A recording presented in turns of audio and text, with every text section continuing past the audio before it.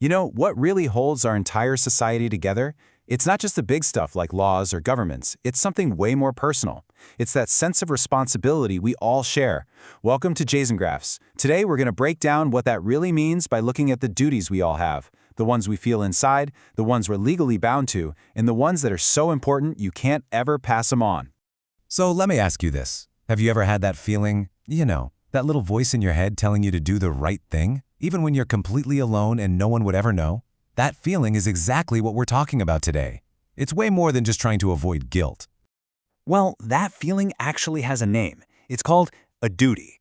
And you can think of it like the invisible framework holding up our entire world. It shapes our choices, our relationships, and our society. So let's dig in and figure out what these duties really are. All right, first up, your moral rulebook. We're starting with the duties that come from the inside, from your own conscience. Now, there's a big philosophical idea behind this called deontology. And yeah, it's a bit of a mouthful, but the concept is actually pretty straightforward. It basically says that some actions are just right or wrong on their own, no matter what happens afterward. The focus is on the action, not the result. So, the most famous version of this idea comes from the philosopher Immanuel Kant. He came up with something called the Categorical Imperative. Think of it as the ultimate gut check for your actions.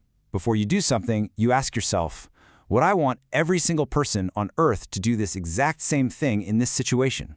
And here's how Kant himself put it. It sounds super academic, but what he's really saying is, imagine the personal rule you're about to follow suddenly became a law of physics, like gravity, right? Would the world still even work? If the answer is yes, you're probably doing the right thing. So how do you use this test in the real world? Well, it's a simple three-step process. 1. Figure out what you're about to do. 2. Imagine a world where everybody does it all the time. And 3. Ask yourself, would that world completely fall apart? For example, if everyone lied whenever it was convenient, well, words like truth and promise would become totally meaningless. Trust would just evaporate. Now, Kant actually split these moral duties into two different types, which is pretty interesting.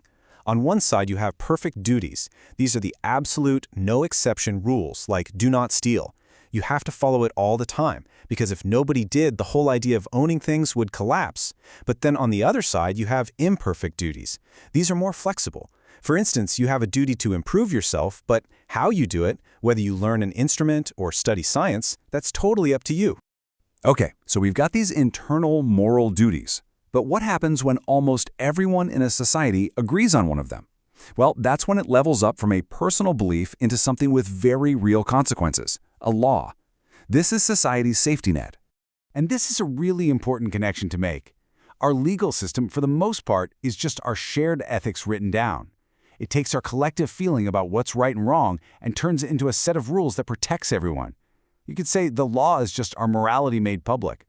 A perfect example of this is a legal concept called the duty of care. All this means is that you have a legal responsibility to act in a reasonably careful way so you don't cause predictable harm to other people. It's basically the law's way of saying, hey, just think before you act.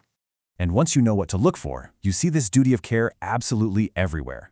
That phone you're holding, the company that made it had a duty to make sure it was safe. The doctor you go to, they have a duty to give you proper medical care. Even the city has a duty to fix that cracked sidewalk so you don't trip. This stuff protects us every single day, often without us even realizing it. All right, let's kick it up another notch. Some responsibilities are just so critical, so fundamental, that you can't pass them off to someone else. These are the duties you absolutely cannot delegate. Okay, check this out because it's a subtle but really important difference. On the one hand, you have vicarious liability. That means if you own a company and your employee messes up on the job, you're responsible. Simple enough. But a non-delegable duty is a whole other level.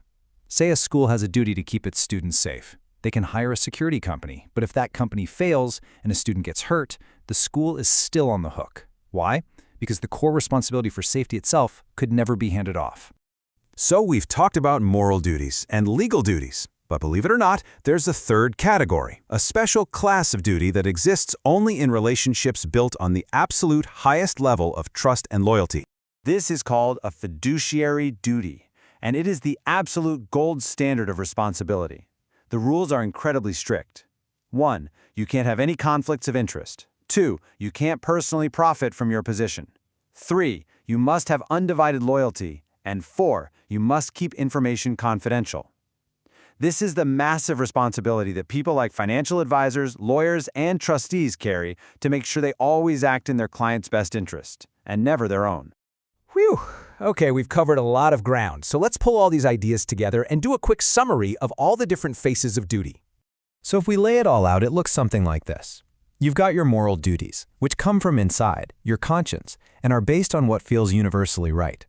Then there are legal duties, which are external, from the law, and are based on what society agrees is reasonable. And finally, you've got fiduciary duties, which arise from very specific relationships built on total trust and loyalty. So here are the big things to remember. At its core, responsibility is built on these duties. You have the moral duties that come from your internal compass, like Kant's big universal test.